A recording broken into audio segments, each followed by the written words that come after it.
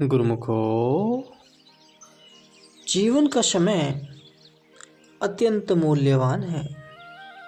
संसार के किसी भी बहुमूल्य पदार्थ को समय की तुलना में नहीं रखा जा सकता। मनुष्य सोचता है कि अभी जीवन का पर्याप्त समय पड़ा है, भजन सुमरन फिर कभी कर लूँगा। इस प्रकार वह भजन के नितांत आवश्यक एवं महत्वपूर्ण कार्य को कल पर टालता रहता है। परंतु जीवन के क्षण तो रुकते नहीं हैं। समय की अबाध गति को किसने रोका है? वह क्षण क्षण हाथों से निकलता जा रहा है। यह मत समझिए कि आयु बढ़ रही है, यह तो प्रति क्षण कम होती जा रही है। मिट्टी का ढेला जैसे पानी में गलता जाता है, वैसे ही आयु प्रति क्षण घटती जा रही है। तो ये मनुष्य, मुक्ति के द्वार पर आकर भी तू सावधान क्यों नहीं होता? जिस प्रकार त्रिया पर तेल बार बार नहीं चढ़ता, वैसे ही यह मनुष्य जन्म भी बार बार प्राप्त नहीं होता। इसलिए हे नर, शुभ कर्म कर ले तथा प्रभु का अखंड भजन कर ले। इसी समय में तू चाहे तो प्रभु से मिल सकता है तथा गफलत करे, लापरवाही करे तो प्रभु चरणों से दूर भी हो सकता है। संत सूरदास जी पुनः कहते हैं कि यह मनुष्य जन्म तो जुए का सा खेल है, चाहे तो बाजी जीत ले और चाहे तो हार दे। आयु प्रति क्षण कम होती जा रही है।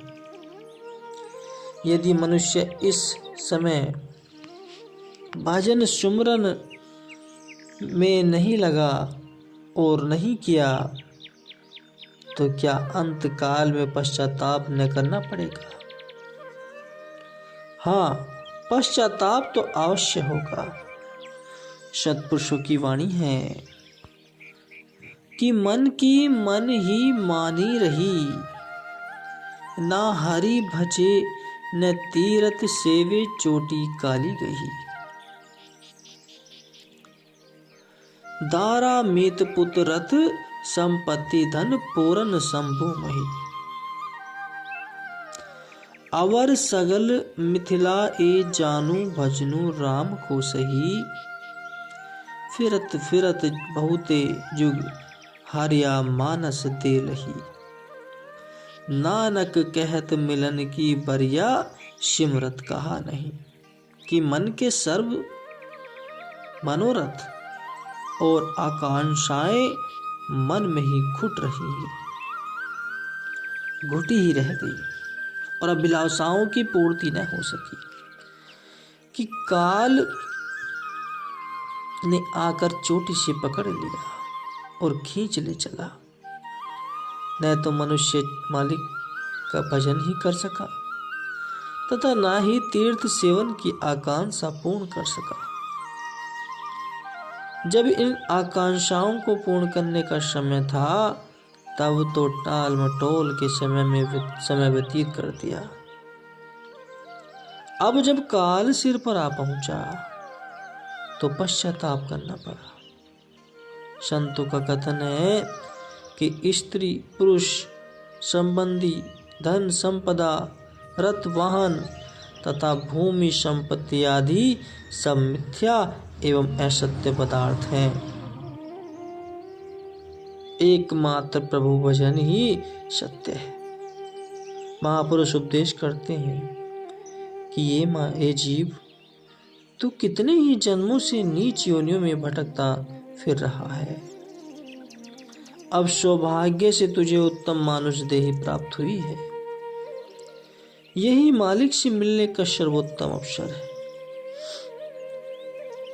ऐसी मूल्यवान अवसर को प्राप्त करके भी तू प्रभु सुमरन क्यों नहीं करता? बहुधा लोग कहा करते हैं कि मेरा समय बड़ा कीमती है,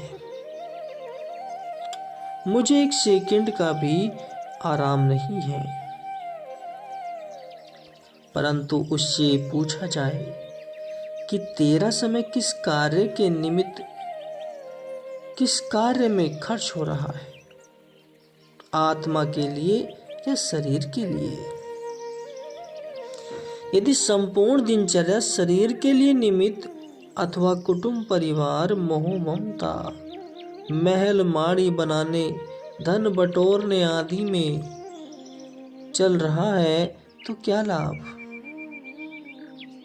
क्योंकि यह सब पदार्थ तो एक दिन नष्ट हो जाएंगे। इस नश्वर पदार्थों से प्रीति लगाने से मनुष्य नीच योनियों का शिकार बन जाता है। संसार के सामानों को इकट्ठा करने से क्या लाभ होगा? मनुष्य माया के अधीन होकर संसार की समस्त चीजों को इकट्ठा करने में लगा हुआ है। क्या ये वस्तुएं कभी मनुष्य की हो पाएंगी या कभी हो पाएंगी? क्या ये अंत समय में काम आएंगी? क्या ये इस संसार को छोड़ते वक्त साथ जाएंगे? ऐसा नहीं है। ये नश्वर शरीर तो यहीं पर रह जाना है। इसको सजाने संवारने से क्या लाभ? सजाना संवारना है तो अपनी आत्मा को संवारो, जो इस परमात्मा की अंशी है, जो इस परमात्मा से जुड़ी हुई है। उसको संवारो, उसको शुद्ध बनाओ, उसको परमार्थ में लगाओ। अगर ये समय व्यर्थ गवा दिया तो ये जन्म बार बार नहीं मिलने वाला। अपनी सुरती को इन सांसारिक मोहमाया से अलग करते हुए भक्ति की ओर मोड़ दो, ताकि इसमें अपना परलोक संवारा जा सके। इस मायावी धंधों को अपने मन से दूर हटा दो। कार्य सभी करने हैं, पर इस आत्मा को संवारने का कार्य सर्वप्रथम करना है।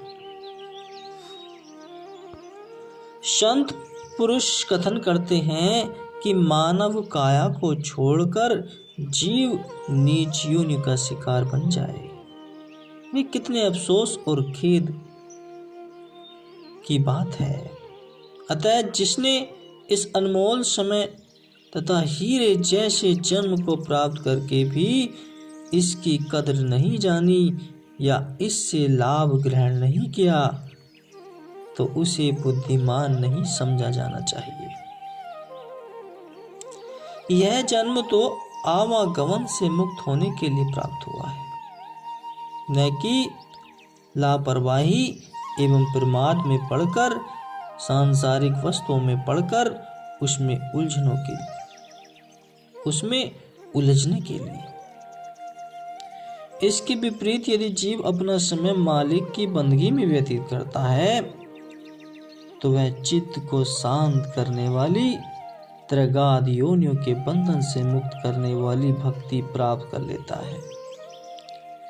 इसी समय अथवा मानुष जन्म में जीव जिस पदवी की इच्छा करे प्राप्त कर सकता है। चाहे तो नरकों के लिए मार्ग बना ले और चाहे तो मुक्त हो जाए। परंतु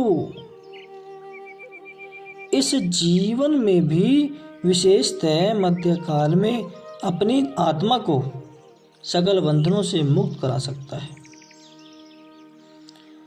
मध्यकाल का भाव पूर्ण युवावस्था से है। यौवन से ही तो सांसारिक कार्यों तथा प्रभु दर्शन में प्रबल सहायक हो सकता है। इसी अवस्था में काया स्वस्थ, इंद्रियां सबल और बुद्धि तीक्ष्ण होती हैं। युवावस्था में जो उपलब्धि हो सकती है वह बुढ़ापे में कदापि नहीं हो सकती। यौवन के उपरांत जरा अवस्था आ जाती है। वृद्ध अवस्था आ जाती है। वृद्ध होने पर वही काया जिसने अपने ऊपर कितनी ही ऋषियों के उतार चढ़ाव, ऋतुओं के उतार चढ़ाव सहन किए, अब बुढ़ापे में अंग अंग के अवशत्र हो जाने पर उसको वही मधुर संसार निस्तेजस सा प्रतीत होने लगता है। इच्छाएं उठती हैं, आशाएं मचलती हैं और कामनाएं उमड़ती हैं, परंतु देह निर्बल हो जाने से जीव मन महसूस कर रह जाता है।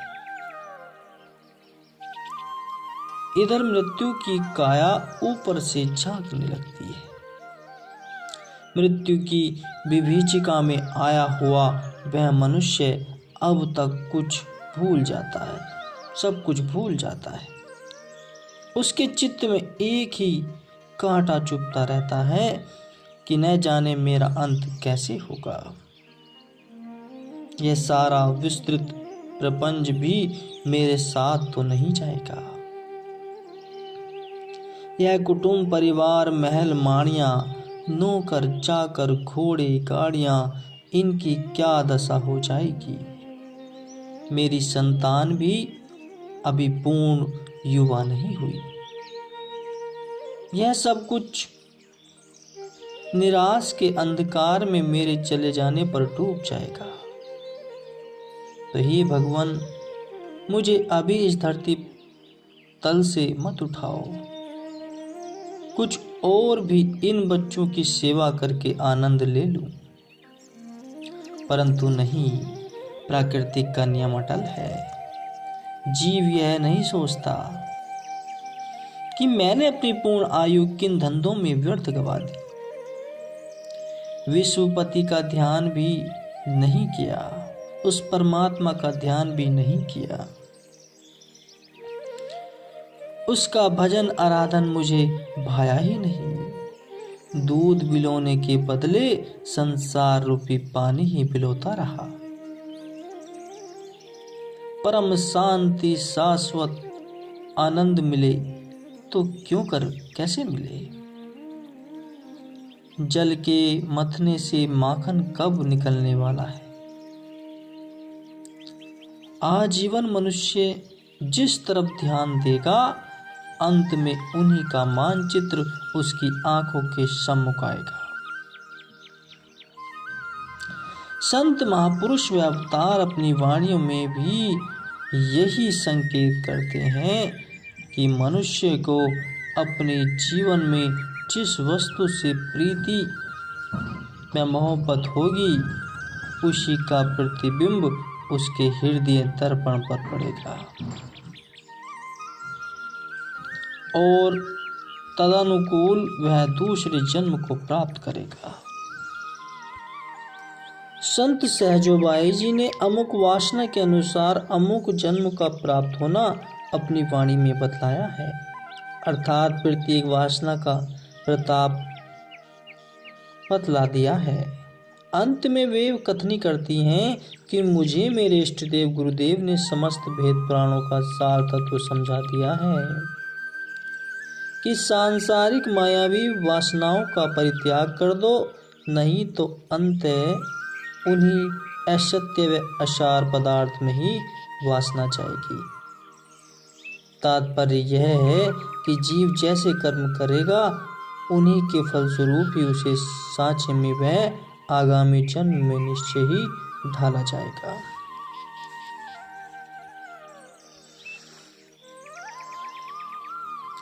गीता में भगवान श्री कृष्ण जी महाराज अर्जुन जी को समझाते हुए कथन करते हैं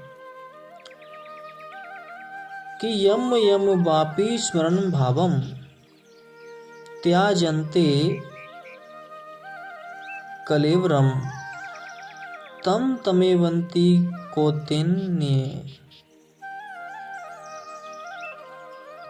कौन्तेय सदा तत्भाव भाविता। कि हे कुंती पुत्र अर्जुन, अंतकाल में जो मनुष्य जिस जिस भाव को स्मरण करता हुआ शरीर को त्यागता है, उस ही भाव को लेकर उसी के अनुसार जन्म प्राप्त होता है। क्योंकि हर समय जिसको स्मरण करता रहता हो तो अंतिम या मरण समय भी वही स्मरण आता है। इसलिए यह कभी उच्च कभी नीच योनियों को प्राप्त होता है। गुरुवाणी में लिखा है कि कबहू ज्याड़ा उभेहू चढ़हू है, कबहू जाई पयाले, लोभी जेड़ा थिरु न रहतु है, चारे कुंडा भाले। किस प्रकार जीव घड़ियंत्र की भांति बार बार त्रिगाद योनियों में भ्रमण करता है, वासना से बंधा जीव अनेक जन्म भोगता है।